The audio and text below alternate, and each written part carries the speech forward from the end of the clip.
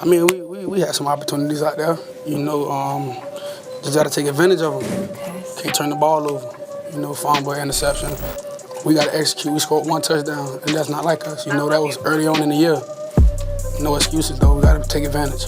It was clear the Baltimore Ravens were one of the best teams in football early in the 2023 season, and they went on to win 13 games and have one of the best years in recent memory as a franchise. But much like most seasons have ended for Baltimore in recent years, the Ravens would lose a home playoff game in the hands of Patrick Mahomes and the Kansas City Chiefs, and the question has become, where do the Baltimore Ravens go from here? This was supposed to be their season. The Chiefs were having a troublesome year with problems at wide receiver, the Cincinnati Bengals lost their quarterback Joe Burrow, and the Buffalo Bills got in an early hole, which helped the Ravens gain home field advantage. The new look offense with Odell Beckham Jr. and Zay Flowers looked electric as ever, and the defense, led by Roquan Smith and Kyle Hamilton, felt like it resembled the early 2000s Ravens at times with their physical style of play. The offense went on to be ranked 4th in the league in points a game, while the defense ranked number 1. But despite all the talent, coaching, and production, they still came up a little bit short, and that is what makes the way the season ended for the Ravens so bitter. And now entering an offseason with only $12 million in cap space, but 23 unrestricted free agents, it's going to be a tough couple of months for general manager Eric DeCosta and the Ravens organization to navigate. But with some cuts of players like Tyus Bowser and Morgan Moses, along with contract restructures with some of the stars on the team, the Ravens can easily find themselves with around $40 million of cap room by the new league year. The question then becomes, who should the team bring back, and what free agents on the open market could help Baltimore get over the hump? Well, for starters, there's a chance that defensive tackle Justin Madubuike gets the franchise tag, which would cost around $20 million against the cap. If that does end up being the case, I think it might be hard for the Ravens to find enough money to pay Patrick Queen, who also wants a lucrative deal. But both starting guards are also free agents, and 2 very productive pass rushers last season in Jadeveon Clowney and Kyle Van Noy will also be looking for new deals. So there are some big decisions to be made. But my best guess is one of each is brought back. Madubuike gets the franchise tag,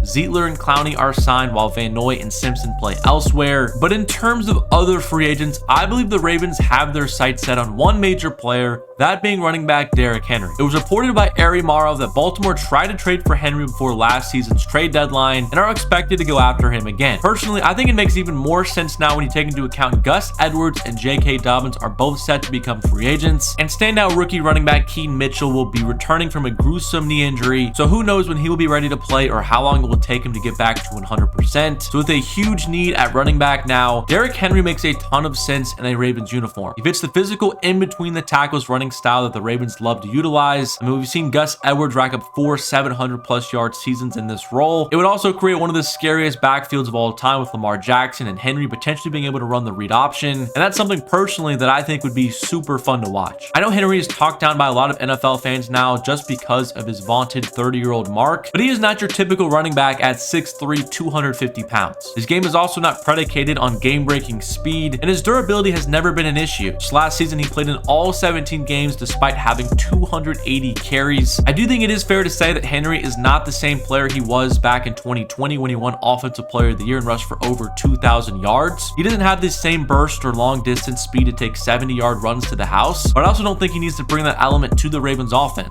Justice Hill will still be a part of the backfield along with Keaton Mitchell when he does return from injury. I think the Ravens will strictly ask him to do what Gus Edwards did for this offense, which is provide around 150 to 200 carries in a season, which would actually be one of the lowest numbers of Henry's career. The other argument I've seen against the star-studded running backs this free agency is the market for them and how much they'll cost. I don't see Henry getting a deal from any team around $10 million. It's more likely he'll get what Dalvin Cook got from the Jets last offseason, or maybe even a little less based on how that experiment went. So if you're a team like the Ravens that don't have a ton of money to shell around, especially for a running back, they won't have to break the bank to bring in one of the best backs in the league. The way I like to think of it is if the Ravens were going to re-sign Edwards and Dobbins, their costs combined would essentially be what Derrick Henry would command. So I don't think money will be an issue for Baltimore either if they do want to bring in King Henry. Jeremy Fowler of ESPN also reported that Baltimore is doing legwork on free agent running backs, and that Saquon Barkley could also be an option if they can't acquire Henry. But if the Ravens do decide to go after one of these star running backs, and specifically Derrick Henry, it'll be important that they lean on them come January. Overall, I think new offensive coordinator Todd Monken did an awesome job with the offense last year. It was the the most efficient play of Lamar Jackson of his career and helped him win his second MVP. But in the postseason, specifically against the Kansas City Chiefs, who Achilles' heel was their run defense, Monken refused to run the ball. They ran it 6 times combined with their 2 running backs, and Gus Edwards even averaged 6.7 yards a carry when he was given the ball. I will never understand the Ravens' game plan in that matchup, and having Lamar throw the ball almost 40 times against statistically the best pass defense in the league. I'm not sure if Monken outsmarted himself or he didn't trust his backs to deliver in such a crucial game, but that philosophy must change if the Ravens hope to make it through the AFC next year. The last chance to alter the team will take place in April at the NFL Draft, and the Ravens hold all of their premium picks, including the 30th selection. Baltimore does a pretty good job of reacting to the draft board and taking what prospect falls. We saw it several years ago with Lamar Jackson, even Kyle Hamilton. So I don't think there's a specific player you can write in that the Ravens will go after, but there does seem to be a few ideas based on some of the needs of the team and due to a couple of players they may be leaving in free agency. The most popular position I've seen though is offensive tackle, with Morgan Moses getting up there in age and him being a potential cap casualty, along with all-pro tackle Ronnie Stanley not being able to stay healthy. The Ravens could use a young player at the position. Amarius Mims out of Georgia is someone who's a super talented and physically gifted player, but doesn't have a lot of experience, which is why he could fall down the board. He did have a great combine, so maybe his stock rised over the weekend, but Mims would be an awesome pick and someone I could definitely see the Ravens developing into a Pro Bowl caliber player. I've seen some Raven fans on social media want the Ravens to take another wide receiver, maybe Keon Coleman out of Florida State, but I don't really see that happening. Odell Beckham Jr. is a free agent. It's unknown currently if the Ravens will bring him back, but Zay Flowers and Rashad Bateman are still under contract, and Nelson Aguilar was just signed to a 1-year extension. But I don't think the Ravens will invest another top draft pick in a skill position player with all of their other holes on both the offensive and defensive line. But in regards to the conference and the actual on the field play, the path is going to be even more difficult for Baltimore in 2024. Joe Burrow will be back and the Bengals will be recalibrated after a down season. Deshaun Watson and the Cleveland Browns will always be a physical, competitive team to play. And then the Pittsburgh Steelers, who have multiple stars on defense and a few playmakers on offense, can always sneak up on you. So I think the NFC North is going to be an absolute battle once again next year. And as it usually does in super competitive divisions, it'll likely come down to which team can stay the healthiest throughout the year. The Ravens got screwed with that in 2022 when they almost beat Cincinnati on the road in the wild card round with Tyler Huntley starting at quarterback. And this season it was the Bengals and the Browns who lost their starting QB for much of the season. But I still think the Ravens will be the most talented team in the North next year and have a great shot at winning back-to-back division titles. But as evident from this past year, winning the North and getting the #1 seed is not the end-all be-all when it comes to the postseason. The AFC is about as loaded as I can remember, and the Ravens will still likely have to take down the back-to-back Super Bowl champions in their quest for a three-peat if they do want to host the Lombardi Trophy. The expectations for Baltimore in this current iteration of this team is to win the Super Bowl. Anything less than that is a disappointing season in my eyes, and with it only getting harder as Lamar's cap hit continues to increase, I think the Ravens organization needs to go all in this season before there becomes some major cap problems in just a couple of years. And in my opinion, signing Derrick Henry is pushing all the chips into the middle of the table, and Baltimore would be wise to add the future Hall of Fame running back to the roster. But I want to know what you think about the Baltimore Ravens and if they should sign Derrick Henry. Do you think their current stable of running backs are good enough, or do you agree with me and think Henry could bring this team to a different level? Let me know what you think in the comment section down below, but subscribe to the channel if you are new, drop a like on the video if you did enjoy it, and as always, thank you so much for watching, and I'll catch you guys in my next one.